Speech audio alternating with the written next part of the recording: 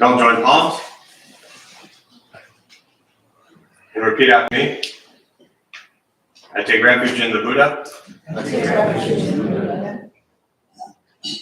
I take refuge in the Dharma. I take refuge in the Dharma. I take refuge in the Sangha. I take refuge in the Sangha. Keeping the palms joined.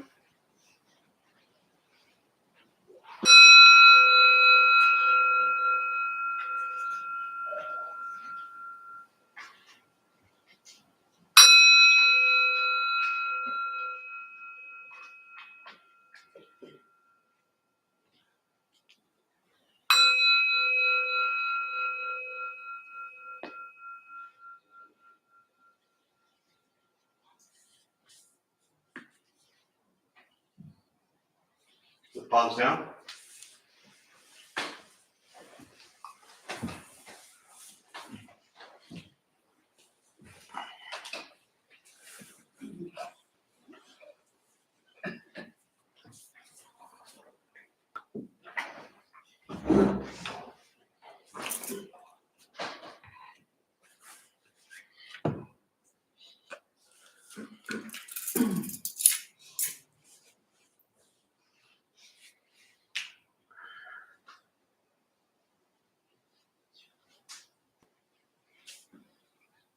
All right, good morning, everybody. Good morning. Nice to see you all. You grew up. How old are you now? 18. Oh my God. And I'm still 27. How did that happen? You grew up too. Good to see you. You know, we had the kids group this morning. Sorry to embarrass you and put you on the spot, but I used to be in it. I know you're a little old for it now, but yeah, welcome back. Good to see you all this morning. Thanks for being here. Anyone here for the first time? There's always somebody. Really? No one here for the first time today? Or you just learned that you're not good to raise your hand anymore? That's smart too. Yeah. It was funny. I was just on the phone with somebody. We're doing a little window restoration, as you maybe could tell. And it's been nothing but a hassle for 6 months. And so I was just on the phone with somebody and I said, hey, I got class, and we've been trying to touch base about this. And I said, I got class in about 15 minutes. I said, so I need 10 minutes to just rant about this whole thing. So then it's done. So he said, go. I mean, I'm not kidding. I ended 3 minutes ago, you know? And so I ranted for 10 minutes about the fun we've had with this project for 6 months. And then said, okay. And he's someone who's been around here for years. I said, okay, now, class starts in 2 minutes. I got to go out there and I'm going to sit down and everybody's going to look at me and be like, how is he so calm?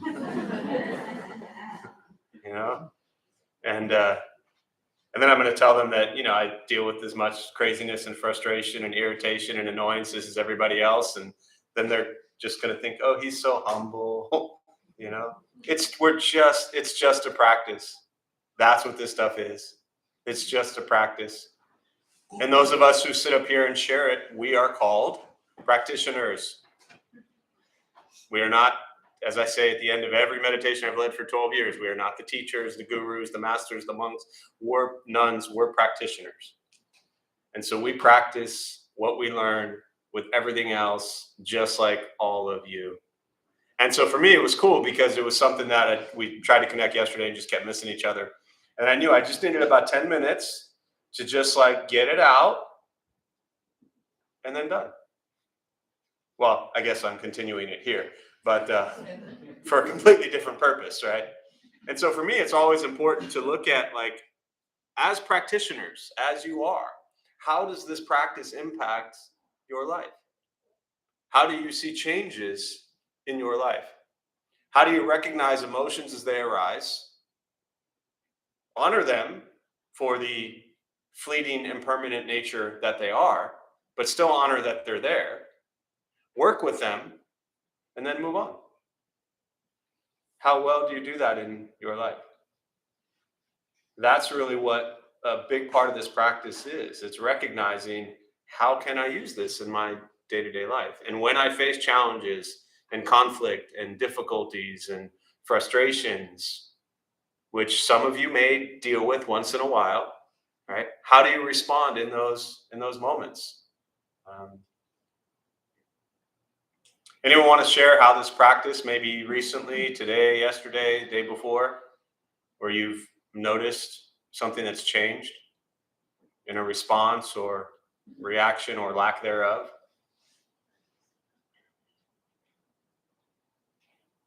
Yeah. So this morning, we have a family member who is often in crisis, and we're going on vacation, and of course there was a crisis involving a medical thing. And I knew that I have a tendency to step back and just be in the moment. And Brian was more interaction said, why don't you just spend a few minutes getting it out, just like you said, got all that stuff out, and then and everything sort of fell back into place. Yeah. But not because anything we did, but staying into the moment. That whatever, we'll adjust our schedule if we need to, but let's get the venom out. Yeah, exactly. We're in reaction. How dare you get going to the hospital while we're going on vacation? Right.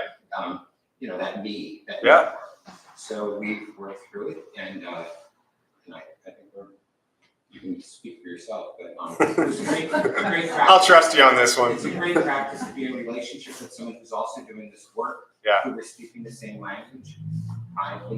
Think good thoughts, say good words, do good deeds, brings us back to another way of handling the situation versus how dare you upset my schedule. Definitely. And I mean, that whole thing is beautiful, but I think, one of the key thing that I heard is to recognize, like, those were really your reactions. Yeah. And it's not easy to admit that, to recognize it, right? And then to share it in a room with a bunch of people. To realize that, yeah, there was that thought of, like, how dare you go into the hospital when I'm trying to go on vacation? You're not the only, huh? Yeah, again, sorry. You're not the only one in here that may have had that thought, but we tend to, like, suppress and act as if those emotions aren't there or those thoughts aren't there. But to me, that's part of this practice, is to recognize, wow, I really had that thought. I don't want to have that thought, but I had that thought. But now what do I do with it? And so if I can add, I think what this practice reminds me is I can be fully present to the full range of emotions and then become present to the person who is having the experience and from a different place. For sure. So, beautiful. And that's it right there. If we can do that in every single interaction, recognize our emotions, our perception of a situation, and then separate that from how our response actually comes out, every dynamic in your life will drastically change. You can leave. You don't ever need to come back. Yeah. You say you can leave or lead, because you can do both either way. That's really it. And close that thought before we start meditation. If you are new or newer to this practice, if you've been at this for a few months, or even if you've been at this for 30 years, doesn't matter.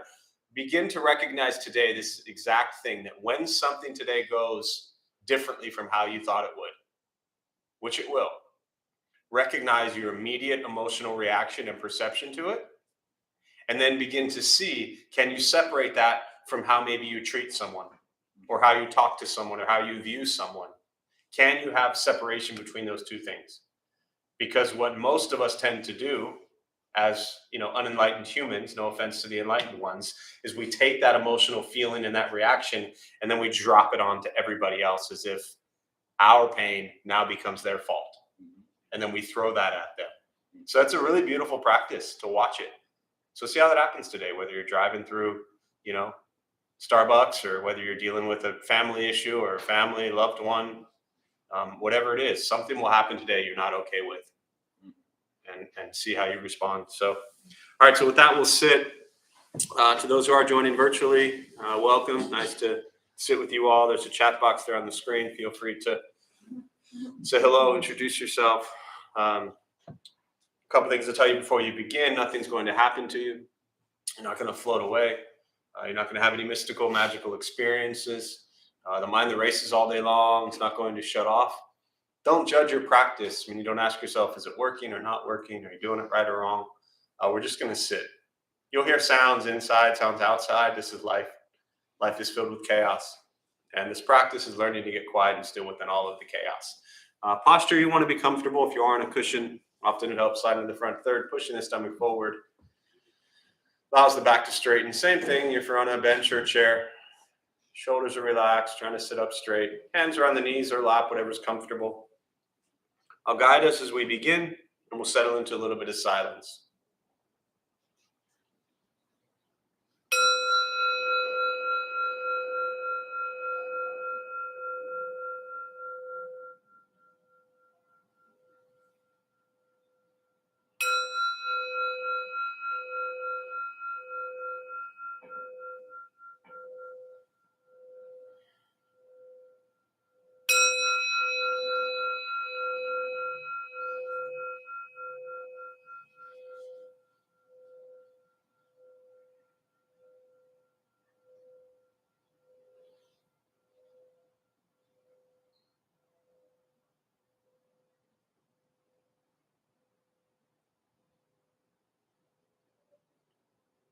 And starting with the eyes closed, if comfortable, or slightly open. Mouth is open or closed. We'll start with taking 3 deep breaths, slowly.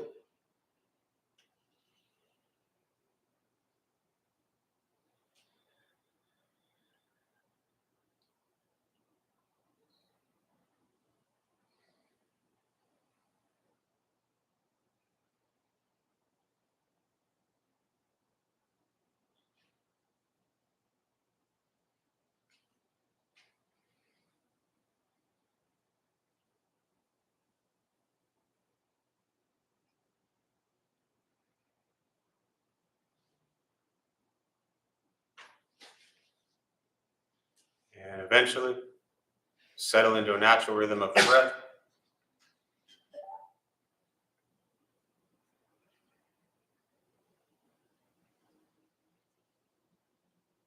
Noticing the mind as it wanders,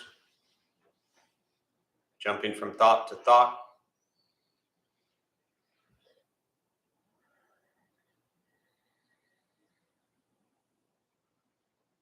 Start with gently guiding the attention, focus to the stomach or chest.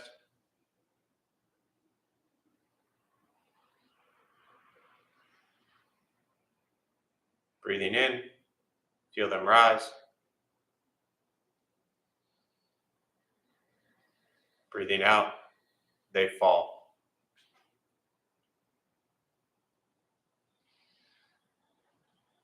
Simply continue this practice, observing sensation of breath.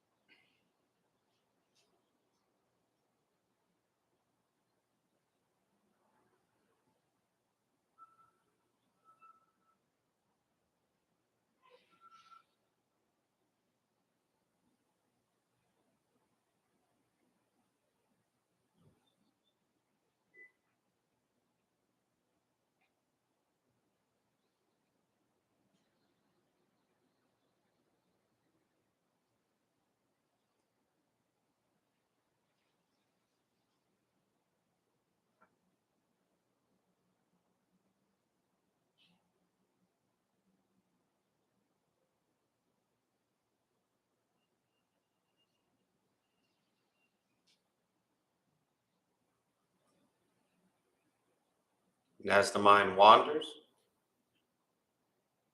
lost in thought,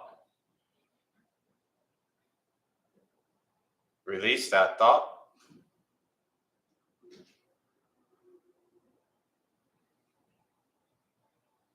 Return attention, focus to the breath.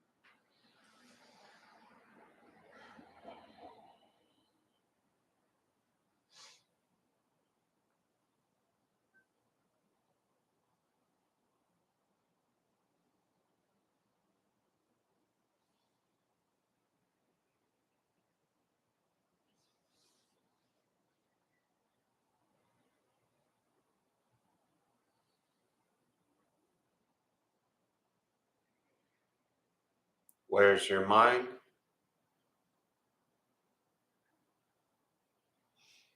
Return to breath.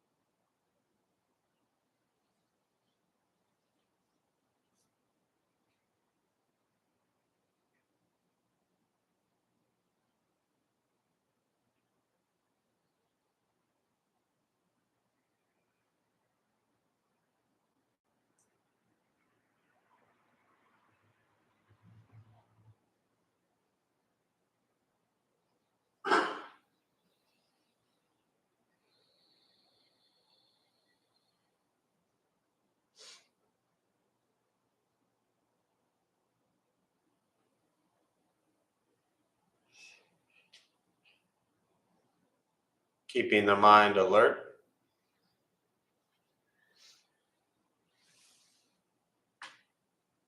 Aware of each sound.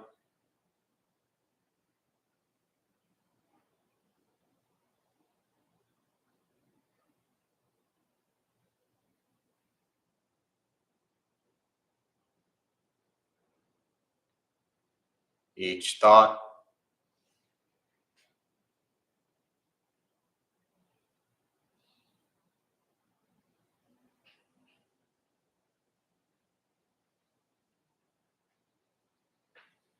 each physical sensation,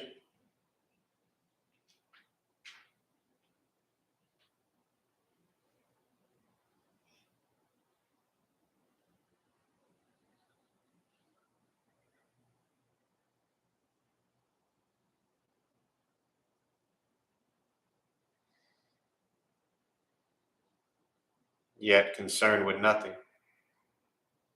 but sitting, breathing.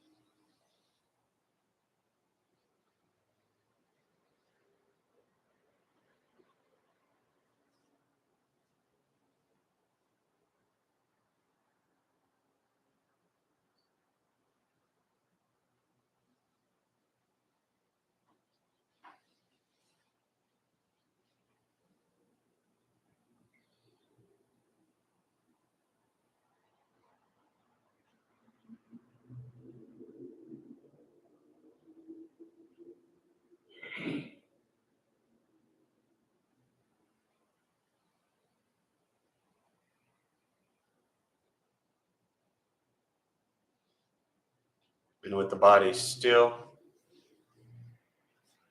rested,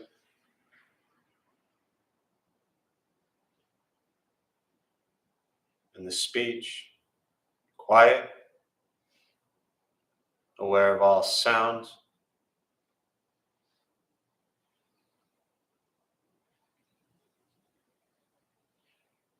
and the mind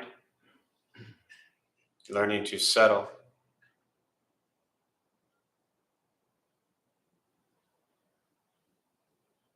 Know what it's like to just sit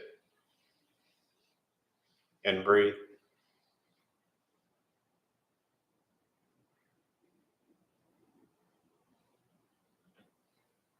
Knowing with each breath, there's nothing else to do.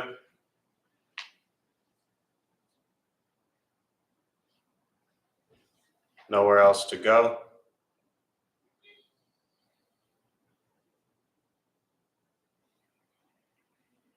And no one else to be.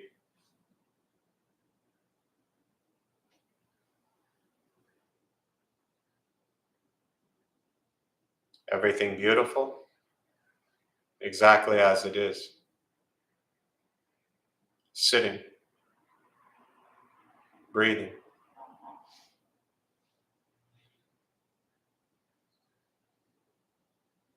And once again, taking 3 deep breaths, slowly.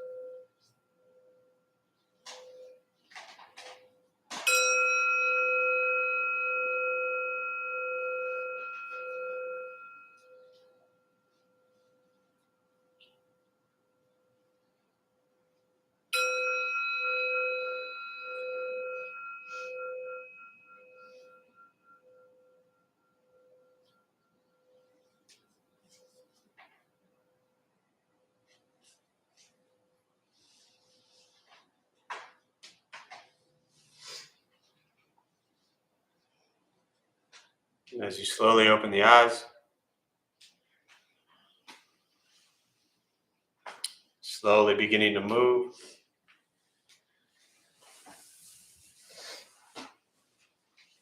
And most important, with the practice of meditation, is to recognize how you feel now, immediately after.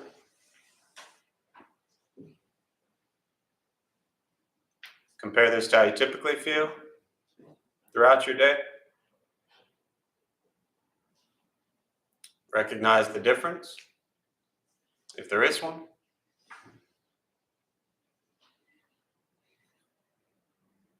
Ask yourselves how you'd prefer to feel every day for the rest of your life.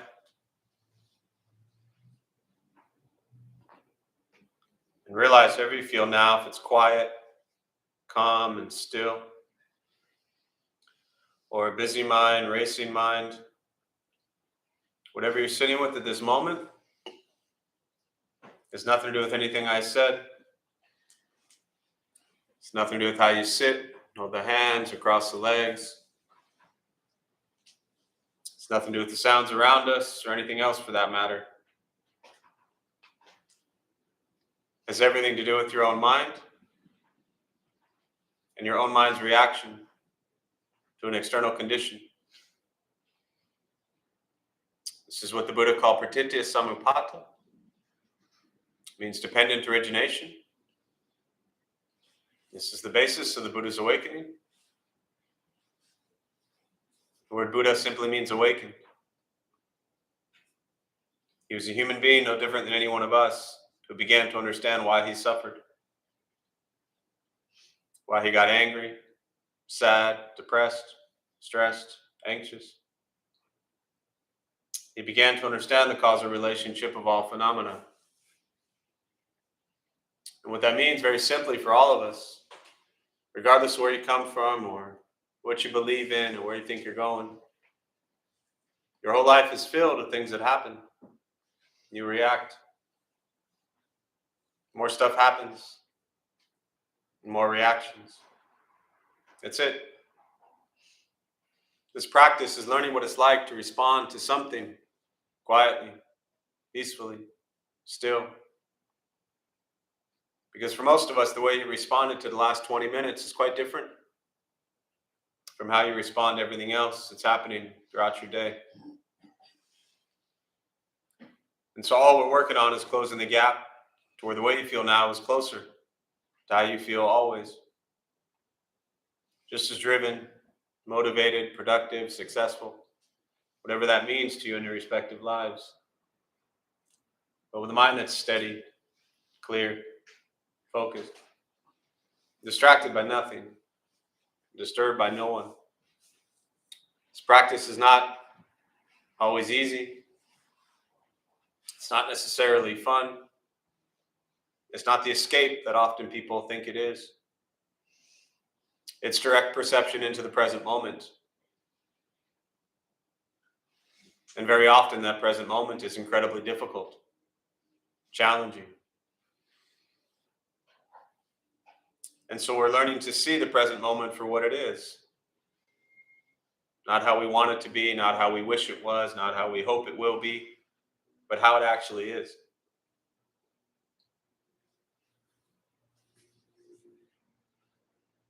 And when we stop fighting and wrestling with the present moment as it is and we just embrace it, still doesn't mean we're going to enjoy it.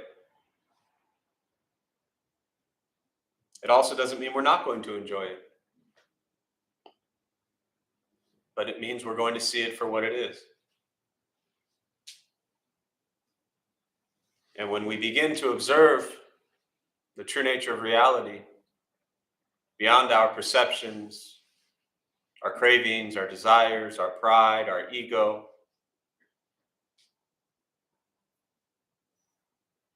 it makes life a lot simpler. Meditation is free. Buddhist practice is free. It's just sitting, breathing, and learning to be kind to every single person you encounter, every moment of your life. And that's why it's easy. We just have to be nice to each other. So in a room like this, I'm not worried about that. Look at how nice you are right now. See, it's possible. Even if just for a few moments. The fascinating thing about bringing Sangha, which is community in kind of Buddhist terms, together, is that the people in this room right now, you're all really nice to each other. These are the same people that are out there that frustrate you, annoy you, and piss you off. They're the same ones that don't provide you the service you want. They don't make your food the right way. They didn't put enough pumps of latte in your latte. You know, this is them. We are all the ones doing all the work out there that is challenging us.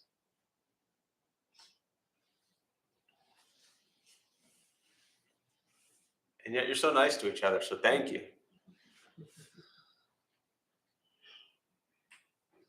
So I'll pause there, and really for me, I just prefer to respond to questions, meditation, Buddhist practice, anything that's sitting on your mind.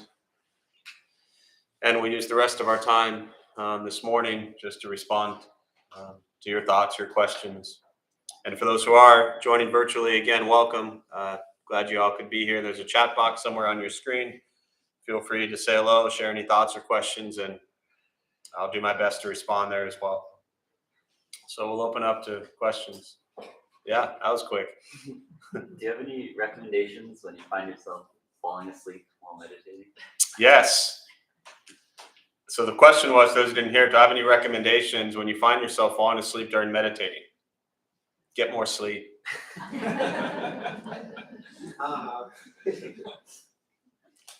It's a tough one. So here's the thing. I like, I appreciate the way you phrased it because, and this is not in relationship to your question, but I just want to expand on this a minute because very often I'll hear people say, I was in such a deep meditative state that I didn't even hear the airplane, or the helicopter or whatever it was. First off, if you're not hearing the airplane, you're not in a deep meditative state. You are what? Asleep, right? Again, not the nature of your question, but I just want to bring that up. So you at least jump to straight up, like, how do I stay awake? So one, and I say kind of jokingly, get better sleep, but I mean that very seriously. The amount of sleep that most people get is just not enough. And people spend their entire day exhausted. So if you're exhausted, and this is for probably 95% of the people in this room, I'm just looking at you because you asked the question, right? If you're exhausted, when you sit down and close your eyes and get quiet, you are absolutely going to fall asleep. So staying awake during meditation, I'll give you a couple tips, but staying awake during meditation really doesn't have to do with meditation. It has to do with preparing and caring for your life, mental, emotional health, physical health, properly, right? Very often we wake up, we're exhausted. Are you a coffee drinker? No. Ah, damn. Hey, who else? I picked the one person in the room who's not a coffee drinker, right? So for anyone else in here who drinks coffee, right? All right, you guys are too easy to pick on. We wake up, we drink coffee, go through our day, noon, 2 o'clock, we're exhausted, right? We're yawning, we're drinking more coffee. Nighttime rolls around, we're like, give me another coffee or a decaf, doesn't matter because I can't sleep. And so we just spend all day long drinking coffee. And then nighttime, we can't sleep. We lay in bed, we're tossing and turning, we're thinking about the day, we're thinking about 10 years ago, we're thinking about what's going to happen the rest of our lives. We get 4 hours of sleep, we wake up and we repeat that same cycle, right? I think I said this quote last week too, but there's an Einstein quote that says doing the same thing over and over again, expecting a different result is the definition of insanity, right? So if you're stuck in this cycle, you must change something. And for whatever reason, we don't have enough time to go into it now, people don't sleep well. And it typically has something to do with the mind that is trying to solve all of the world's problems before you go to sleep. One of my favorite Zen expressions is, when hungry, eat, when tired, sleep. So when it's time to sleep, prior to sleep, if you don't have a daily meditation practice, which I suggest you do for 3 minutes, 5 minutes, doesn't matter. Put it into your life every morning, every night. Take 5 minutes, sit at the edge of the bed. If you are someone who has trouble sleeping, right? Sit at the edge of the bed, close your eyes. I typically suggest you do it not laying down, but nighttime, if you want to do it laying down, that's fine as well. But close your eyes, breath in, breath out, count 1. Breath in, breath out, count 2. Close your eyes, take deep breaths, count to 10. Do a meditation practice before you go to sleep. Because whatever problems you're trying to figure out before you go to sleep, here's the thing. They're going to be there when you wake up. And if you're exhausted and in a bad mood and frustrated and irritated and miserable, people have to deal with you. It's not even about you anymore. Like, they have to deal with you like that. Try to get better sleep. When you wake up in the morning, take 5 minutes. Do your coffee first. That's fine. Brush your teeth. Whatever you got to do. Close your eyes. Do 5 minutes again in the morning. Start your day that way. But try to make it a daily practice. Another very simple way to not fall asleep during meditation, keep your eyes open. Right? For me, and very specifically with the Zen practice, it's not an eyes closed practice. It's eyes open. Because how do you live your lives ideally? Eyes open or closed? open, right? Yet what happens is we close our eyes. We're like, all right, I'm ready for this. I'm going to go into my deep meditative state now. I will hear nothing, and like something's supposed to happen to us. You're just sitting. You're just breathing. Every moment of your life is a meditative practice. It's an opportunity to concentrate and focus on the present moment, right? Present time awareness. So meditation, as the Buddha taught very clearly, is not just sitting and breathing. Sitting, standing, walking, lying down, everything you're doing is a meditative practice. So try to bring meditation into other areas of your life. When you're walking, just walk. Feel the feet, listen to the sounds, right? Don't look at the phone, just walk. When you're eating, just eat. So try to bring it to other areas of your life. But the meditation itself, and you can all try this now if you've never done this practice, but so everybody kind of sit upright like you were, looking all proper meditation. Close your eyes and then open them slightly just to where your gaze is off the edge of your nose, probably about maybe 6 inches to a foot, foot and a half in front of you. Maybe it's the floor, maybe it's somebody's back, maybe it's a chair, whatever it is. And hold your gaze there. Not at your nose, you'll get dizzy, but about a foot in front of you. And hold your gaze. That's it. So again, for me as a practitioner, when I lead meditation, my eyes are not closed. They're open. It doesn't necessarily look like they're open because you're looking down, but for me, it's an eyes open practice. And that's a great way to stay awake also. Listen. So, does that help? Yeah. Thank you. Sure. Other questions? Yeah. Attachment and grief. Attachment and grief. Simple ones, huh? What about them? You have them? What about them is my question. What about them? I know that's my return question is what about them? What does it mean to you? Well, yeah, I have them. And I know Buddhism has some tools and perspectives that are helpful. And I've heard them a few times. And every time I hear it, It's different. it still feels helpful. Yeah. So, yeah. Yeah. So yes, the question on attachment and grief. So in Buddhist teachings, there's most commonly you'll hear the phrase non-attachment. And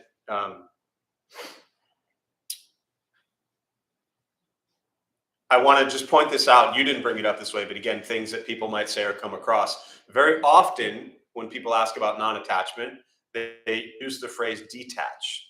And I always remind people that for me to use the word detach, at least referring to the English language, it's not a good representation of non-attachment because, and this is my perception, of course, when I hear the word detach, it's almost as if it's like cutting off. Non-attachment, to those who are not familiar with this term or this teaching, does not mean that you don't care. It does not mean that you don't love. The best teaching I've heard on non-attachment is non-attachment is actually love in the purest sense. It's allowing, say the person, say it's a child, right? Say it's your child or a loved one. Non-attachment is to love them completely, 100%, without judgment, without critique, without expectations, and understand that that child, that loved one, that whoever it may be, has their own life. And they will make their own choices, their own decisions. Some of them you'll like, some of them you won't like. And very often the burden and expectation that we put on people because of our attachments is incredibly unhealthy for us and for them. So non-attachment is love without expectation, truly as they are. Same thing for physical things. We get attached to clothes, to shoes. Do you have a favorite shirt? Right? I wish you could see the smile on her face, right? Could you imagine giving that shirt away? No. Why not? Because it's got stories, it's got memories, it makes you feel like it's just a shirt. But we put so much story into it. Does that shirt do anything different than any other shirt that you have? Physically, not mentally, not emotionally. No. But we have a whole story about this shirt. Have you heard how's your shirt practice going? It's a work in progress.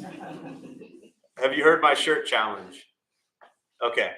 So would you like to be less attached than you are? I mean, you brought up the question. Now you're not sure. You're afraid.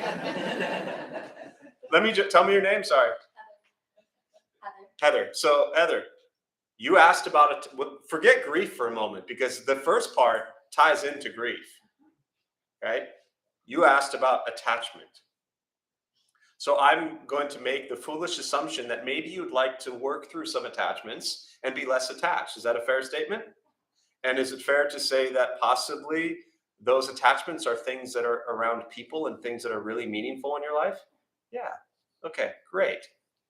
We're going to start with shirts.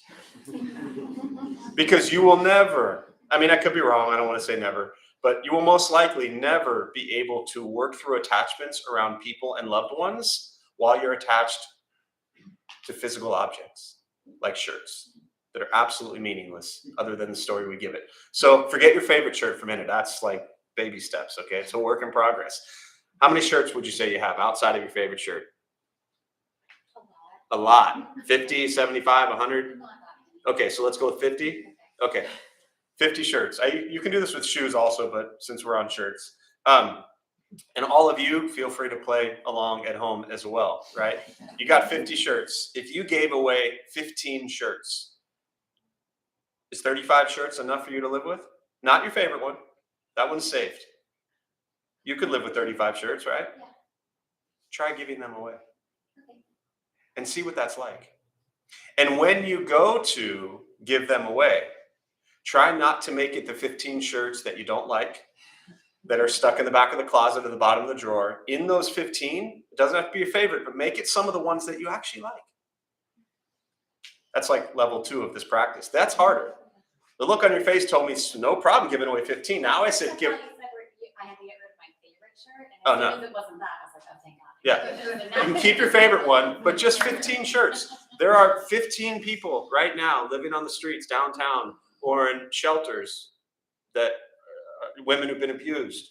Rachel's house. They would love 15 of your shirts. And you, I promise you, will feel so great. It's such a beautiful thing, because when you give, the practice of dana and generosity, when you give away your shirts, you're going to feel so good. And you're also going to practice non-attachment from a love place, because you're going to know that these shirts are going to be loved and appreciated. And you're also going to cut through some of that attachment that you have. I wish, like you said, it's interesting because you said that, Buddhism has tools, right?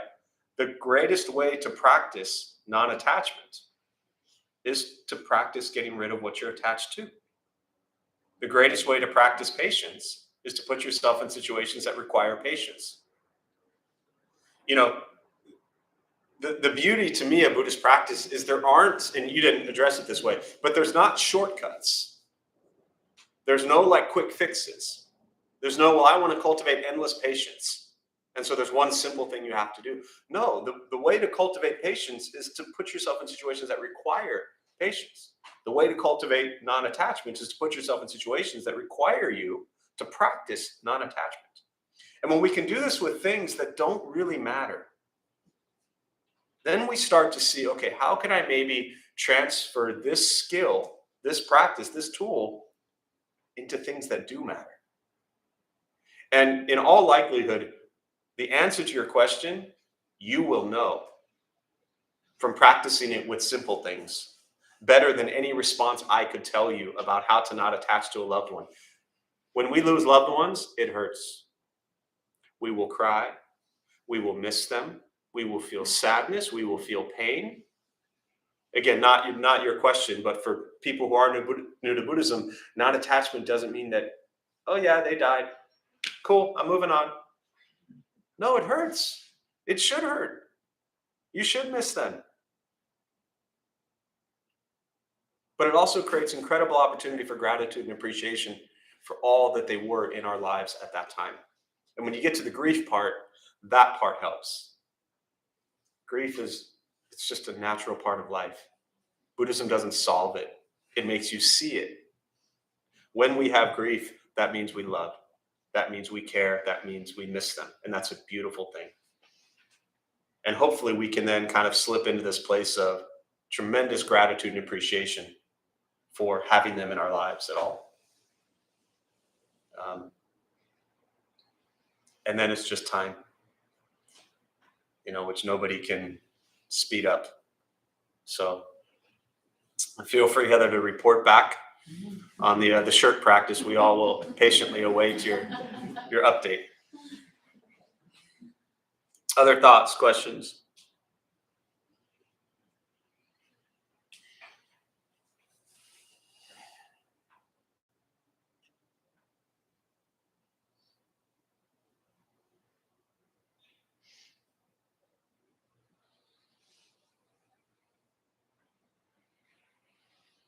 No, there's a comment here from Graham, says, not always easy to be nice, but it's always worth the effort.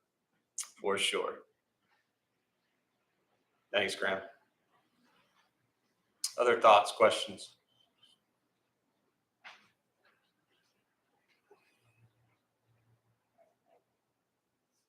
I promise I won't give you homework. I've been thinking a lot. I think it was last week we were talking about attachment and about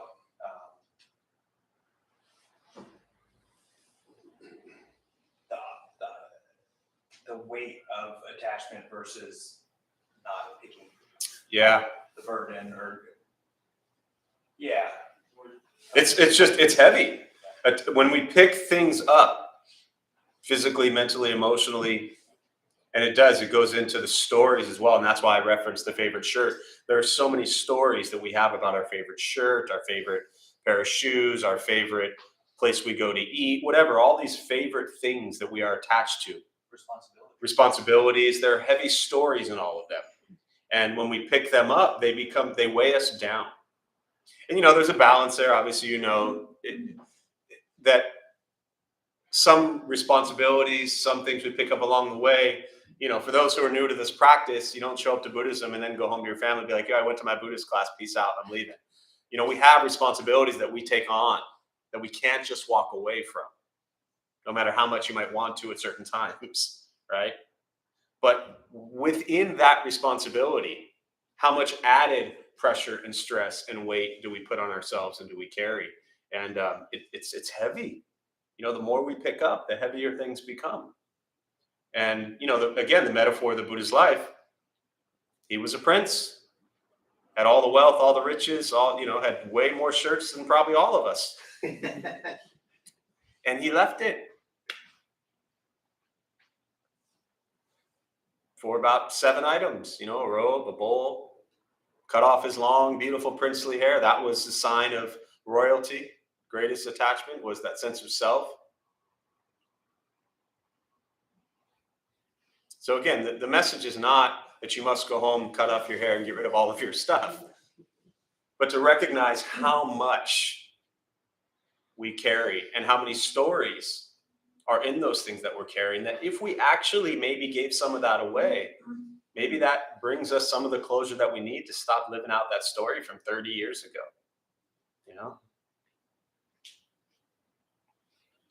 So, yeah.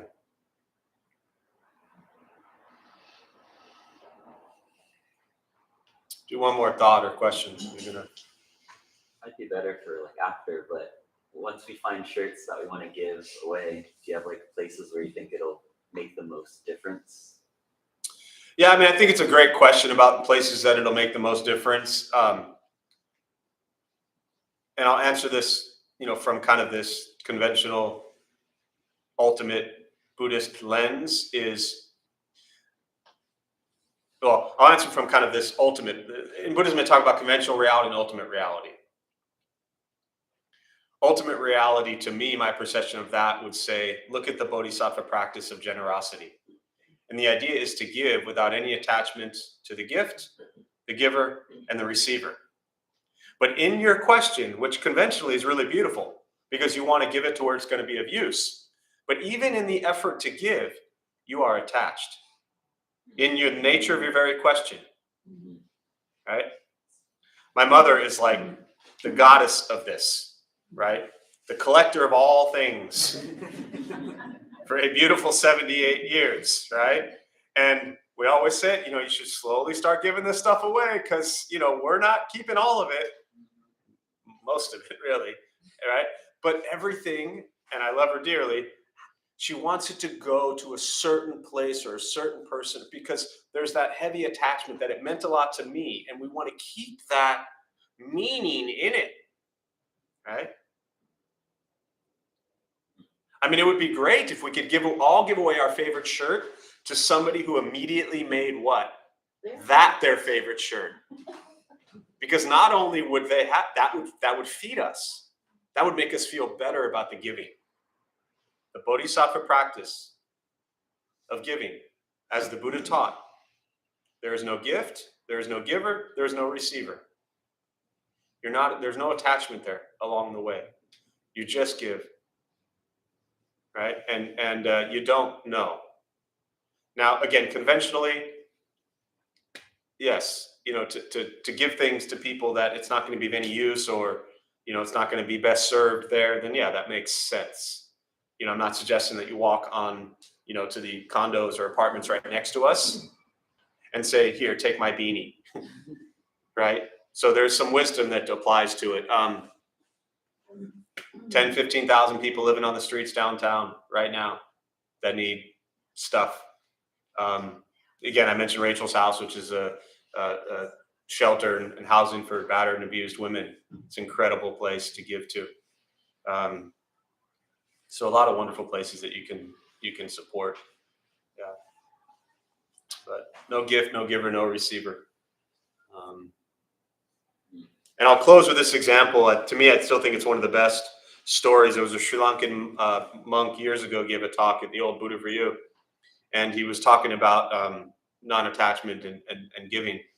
And he said, true non-attachment is when you feel pleasant before, and this is the Buddhist teachings, when you feel pleasant before, pleasant during, and pleasant after, meaning there's no expectation tied to what you gave. And he said, imagine you're buying a bike for a child. You know, say it's your child, or, you know, a niece or nephew or grandchild, whoever it is, someone you know and love, and you're out shopping for the bike. You feel pleasant looking for that bike. You give the bike to the child. The child is thrilled to receive the bike. You feel pleasant during. You see the child ride away on the bike, off into the sunset. You feel pleasant after. Pleasant before, pleasant during, pleasant after. The act of giving. Now let's say the child, I'm adding this part, let's say the child doesn't like the bike. All of a sudden, you're not happy anymore. That's a lot of control, responsibility, and pressure that you're putting on people to receive your stuff. Not everybody likes bikes. So just give. Whatever, whenever, wherever, for the benefit of all sentient beings. That's the Buddhist teachings. So with that, we'll close. We'll join palms. May the benefit of this practice be shared with all beings in all directions. May any merit gained from this practice be transferred to more than 6 million lives that were lost during this pandemic, their family and friends who continue to suffer to this day. To Venerable Master Yizhe, in her time of rebirth, and to her family and friends who suffer. May we all be at peace and free from suffering.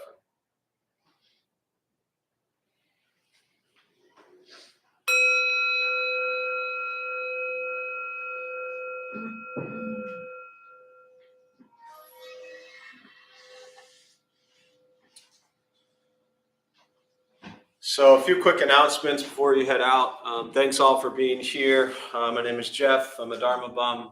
We opened up this temple 15 years ago, initially downtown, to be a bridge and introduce Buddhist practice to local folks, those who show up. Those of us who lead, we're not monks, we're not nuns, we're not gurus, we're not masters, we're not teachers. We're not looking for students. We're just practitioners. We do our best to take our understanding of Buddhist teachings and put it into terms that hopefully make sense to those who show up. So every night we have different practices going on, different people leading from different Buddhist traditions. So you can kind of show up whatever works for you with your schedule.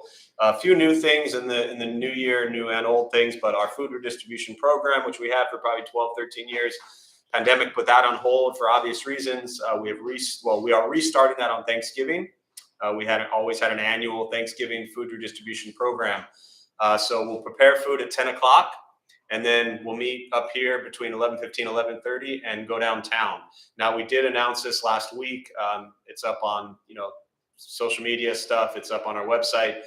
We are doing an RSVP because typically we would have about 70, 80 people downstairs in the dining area, which has room for like 10.